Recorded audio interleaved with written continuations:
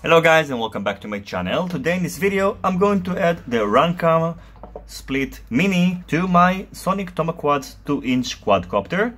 The reason I'm going to use this quadcopter because the HRC Zeus all-in-one flight controller leaves a lot of space in the middle, and I think the RunCam Split Mini is going to fit properly inside. So in this video I'm going to add the camera to the Tomoquads Sonic 2-inch quadcopter, configure it on Betaflight, and then take it outdoors to see how it performs.